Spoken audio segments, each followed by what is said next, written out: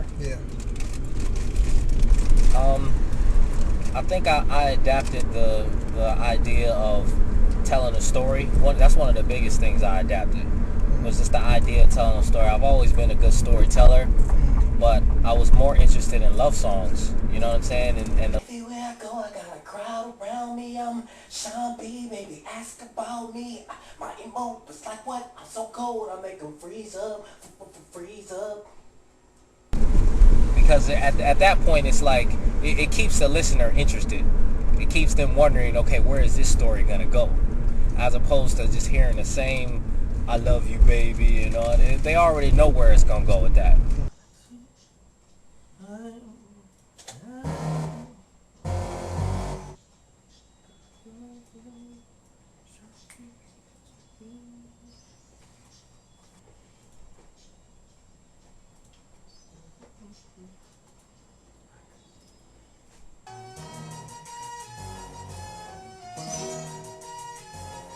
When I got to LA.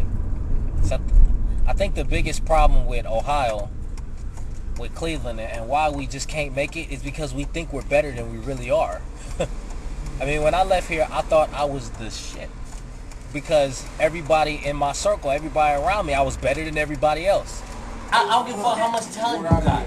It's not about talent out there. You think you got some talent, I'm going to go to Hollywood, somebody will find me, I'm going to get discovered.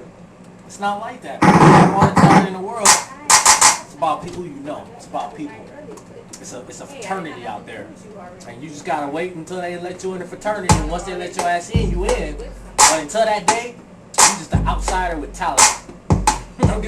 You know, and so I had to step my game up in order to compete with writers that were writing around me.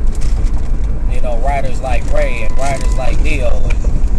And after listening to their stuff, I'm like, man, okay, I see what they're doing, and I really have to adapt in order to stay on top. The spot so hot, be like, hey, late you looking my way. It's 2 o'clock in the AM. I can't leave without you, leave without you. I'm in the spot so hot, be like, hey, late you looking my way. It's 2. Nobody's gonna give you anything. If you're a writer or a producer or a singer or whatever it is that you do, you can't expect to meet people and expect people to let you use their equipment for you to learn your craft. You know what I'm saying? You have to actually go out and do it yourself. And I ain't said nothing about you.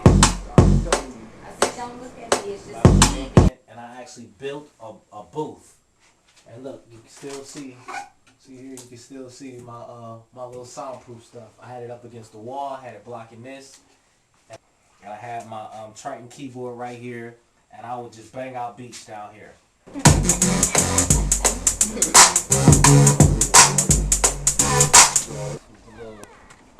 Little studio that we had. We had a little mixing player right here. This was all, I mean, all of this was Jonathan's stuff. I brought my Triton over, and we had a little set. He had his keyboard, his computer. I had my Triton, and we would just bang out beats right here. I remember the day that I got my brother's. You know, my brother, he was a musician before me and a writer before me, and I always valued his opinion. And the day that I got his respect was in this very room. And he came over. He's like, you know what? I want to check out some of the stuff that y'all be doing.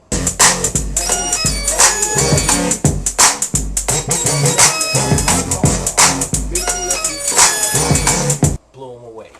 He was like, yeah, you know what? That's tight.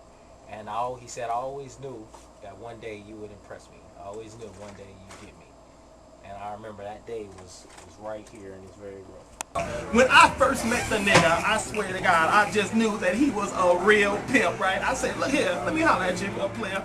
He came over to me, he said, hey man, what is you doing out here? I said, man, look here, I'm just trying to do what you doing because it looks like what you doing right here, you got the chickens plucking. He looked at me, he said, nigga, let me tell you something. We don't mess with chickens, we do poetry. Say it, poetry. Spell it, P-O-U-Tree, poetry. That's how you do it. I haven't seen that studio, but he probably got some heavy equipment up in there.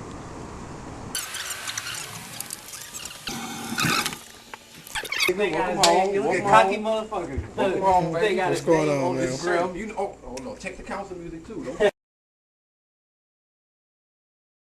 now we need you, both of y'all. We already got his opinion on this one song. It's only one song, for real, for real. Okay. I always do it, so I'm gonna try to knock out some tracks for him. When you see me, I'm fresh on my own damn thing. No grill. Make a banger. My swag, you should get like me. See a hitter in the spot, pop my collar one time. You can take it there if you get up out of line. I'm only doing my Dude write songs in like 15 minutes. I'll do a beat, throw it down, play it back and run it back, and he'll have a song ready for it in like 15 minutes. Yeah, we had her. Yeah, we got her. But no, that's a banger like it is, man. You can't, you see, the thing is you get older, so you get more ideas and shit, and you want to change shit, but what you don't understand is that if it was a hit when we did it, it's going to be a hit today. Not when if you base it on today's standards. No, dude, everything is retro. I can take something from the 70s and I can put it out today. Same format, same music, everything. And I bet you it'll still be a hit.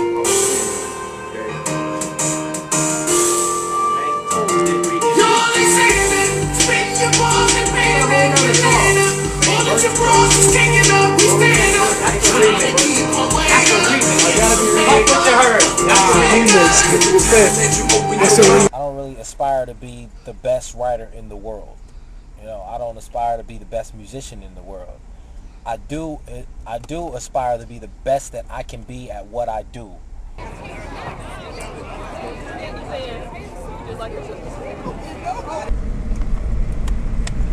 then when I got to Cali, I realized that the production game is just saturated. There's so many producers in California, and they're good. I mean, I was like intimidated because these guys are good, and everybody's looking for something that's different. And I didn't really have a unique style when it come to making beats. I just knew what sounded good, so I just put shit together, and people seem to like it. But as far as being creative and having my own style as far as production, I didn't have that. And so when I got to Cali, I started listening to everybody else's stuff, and they was like, yo, you good, but this is better. So at that point I decided, I was like, okay, well, either I'm going to step my production game up, or I'm going to try and find a way to do what it is I really love doing, which is writing. 8th grade. Wait, what's your name? Sean. Sean what? Jacob. Sean John. What do you remember about Jay Crenshaw? He wrote me a song in 8th grade. Did he really? Do you remember how the song goes? No. You know, I focused more on producing than I did writing, only because it seemed like that's what was hot around Cleveland. It seems like that's what people were looking for. People were looking for beats. Plus, I didn't know a lot of R&B cats. Even though writing was my first love, but I just focused all my attention on making beats because I knew I could get these cats. But I'm just saying, I want some like. You ever heard this nigga named Son NY from New Jersey? He had a video on BET. It was like 7 minutes long. Oh my What was god, the that song? shit was hot. What was the song? I might have heard the song. A lot of times I don't pay attention to these cats' names. He's so many of them out there. I can't tell you the name of the song, but basically, Well, how did it go? He had like a nigga in the background